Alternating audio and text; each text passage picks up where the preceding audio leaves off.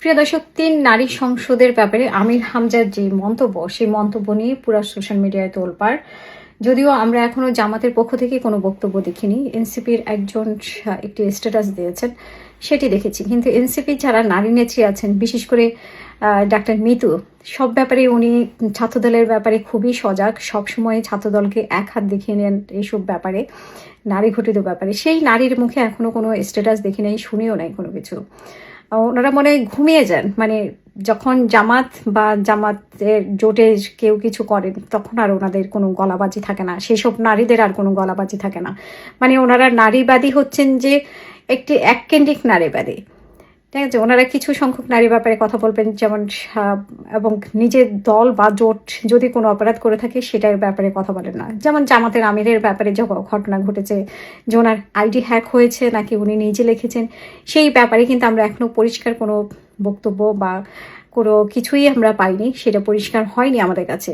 কিন্তু সেই ডক্টর মিতুর কাছেও আমরা এর ব্যাপারে কিছু শুনিনি। এবং জামাতের আরেকজন যেটা বলেছিলেন সেটাকেও মানে করা হয়েছে, ওনাকে বহিষ্কার করা হয়েছে। কিন্তু সেই ব্যাপারেও যে ডাকসুর ব্যাপারে বলেছিল, ডাকসু নারীদের ব্যাপারে খুব বাজে মন্তব্য করেছিল, সেই ব্যাপারেও কিন্তু আমরা এইসব নারীদের মুখে কোনো কিছুই শুনিনি। এটাই হচ্ছে দুঃখের বিষয়, যে ওনারা কখনো কখনো ওনারা নারী, কখন নারী না, তখনও বুঝতে পারি না আসলে। এই আমির হামজার ব্যাপারটা আমার মনে হয় যে এখানে আমির হামজা না, এরকম ধারণা 11 দলীয় জোটের মধ্যে অনেকেই করেন নারীদের ব্যাপারে।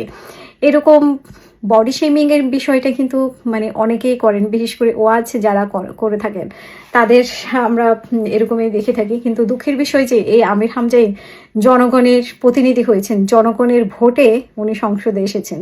মানে আমাদের দেশের এমনই দুর্ভাগ্য যে ওনারা আবার সংসদ সদস্য হন, সংসদে এসে সেই সংসদ সদস্য নারী এমপি নিয়ে ওনারা মন্তব্য করেন। আমাদের সেগুলো শুনতে হবে আরো ভবিষ্যতে। তো এখানে যেটা বলা হয়েছে যে কুষ্টিয়া 3 আসনে জামাত ইসলামের সংসদ সদস্য আলোচিত ইসলামী বক্তা আমির হামজা নারী সংসদ সদস্যদের নিয়ে করা বডি শেমিং মন্তব্যে দেশ জুড়ে আলোচনা, সমালোচনা এবং সম্প্রতি সামাজিক যোগাযোগ মাধ্যমে ভাইরাল হওয়া একটি ভিডিওতে দেখা যায় যে প্রথমবারের মতো নির্বাচিত এমপি আমির হামজা সংসদে তার পাশে বসা নারী এমপিদের নিয়ে অবমাননাকর মন্তব্য করেছেন। ভিডিওতে তিনি রুমিন ফারহানা এবং প্রতিমন্ত্রী ফারজানা শারমিনের প্রসঙ্গ টেনে তাদের শারীরিক গঠন নিয়ে কটূক্তি করেন। ভিডিওতে আমির হামজা বলতে শোনা যায় যে রুমিন ফারহানা আপা আছে, মন্ত্রী পটলের মেয়ে আছে ফারজানা শারমিন, আমার ডানে বামে এমন ভুড়িওয়ালা লোক পেয়েছি যেগুলো সিরিয়াল করা থাকে আগে থেকেই, কে কোথায় বসবে আমরা তা জানিও না, এমনটাই বলেছেন। আল্লাহ ইশারার ভিতরে গিয়ে দেখি আমার ডানে বায়ে সব ভুড়িওয়ালা এবং এমন বড় বড় ভুড়ি, মনে হয় যে ভুড়ি ছিঁড়লে ভেতর থেকে ব্রিজ কালভার্ট বের হবে। মহিলারা ওদের দেখলে লজ্জা পাবে। যাই হোক, এগুলো আসলে এত কুরুচিপূর্ণ কথা, এত কুরুচিপূর্ণ বক্তব্য, আর কি বলবো, আমাদের একজন সংসদ সদস্যের মুখে এই ধরনের কুরুচিপূর্ণ বক্তব্য, যেটা আমরা আগের বার আমরা একজন সংসদ সদস্যের ব্যাপারে শুনেছিলাম, মুরাদ এমপি, সাবেক এমপি বা মন্ত্রী ছিলেন সাবেক মুরাদ, তিনিও এরকম কুরুচিপূর্ণ বক্তব্য রেখেছিলেন।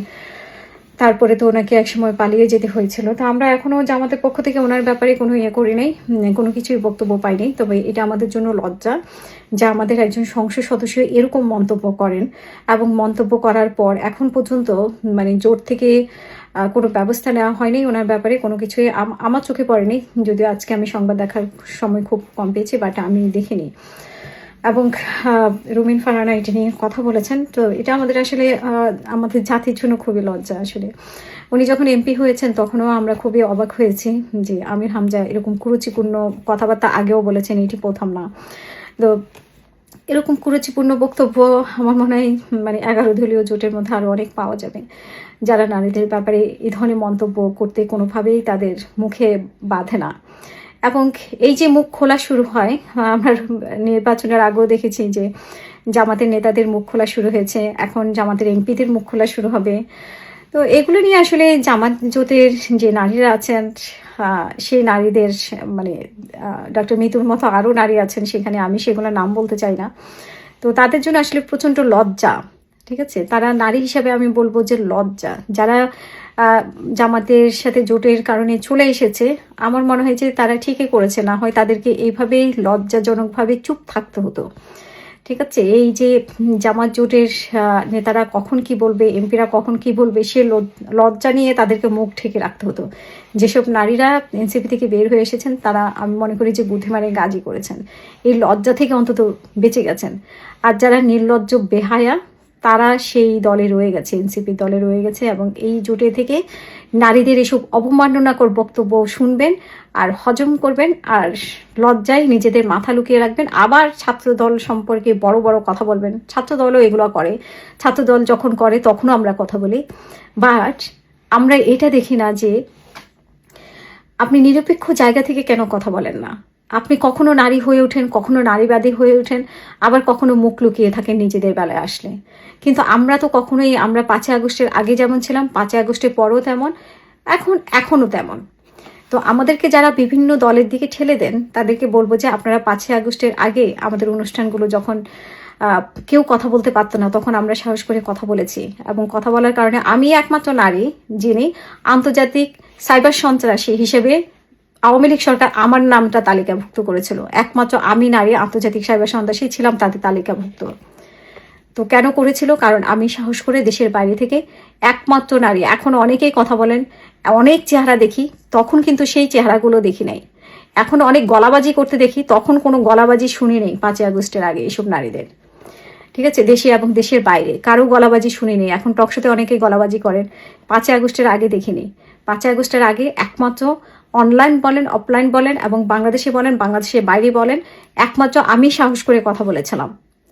ঠিক আছে, এখন যারা আমাকে গালি দিতে আসেন তাদের সেইটা মনে রাখা উচিত, সেটা মনে রাখা উচিত। ঠিক আছে, আর এখন যারা গলা চিল্লান এই যে 11 দলীয় জোটে বা মানে 11 দলীয় জোটে বা টকশোতে আমরা দেখি যে খুব গলাবাজি করেন, তাদেরকে মনে করিয়ে দিতে চাই আপনারা কিন্তু তখন ছিলেন না। আমাকে নিয়ে অনেক ভিডিও বের করা হয়েছিল, অনেক নোংরা নোংরা ভিডিও বের করা হয়েছিল, আমাকে একমাত্র আন্তর্জাতিক সাইবার সন্ত্রাসী হিসেবে তালিকাভুক্ত করা হয়েছিল। তখন কিন্তু এই নারী চেহারাগুলো আমরা দেখি নাই, এদেরকে দেখেছি 5ই আগস্টের পরে। সো আমাদেরকে কেউ বিশেষ করে আমাকে কেউ সুবিধাবাদী বলতে আসবেন না, কারণ আমি অনেক কিছু ফেস করেছি, ফেস করে আমি আজকে এই জায়গায় এসেছি। আর আমির হামজার মতো লোকরা নারীদেরকে এভাবে বলবে এটাই স্বাভাবিক, আর আমরাও তাদেরকে নির্বাচিত করে সংসদে পাঠাবো, এটাই আমাদের অবনতি।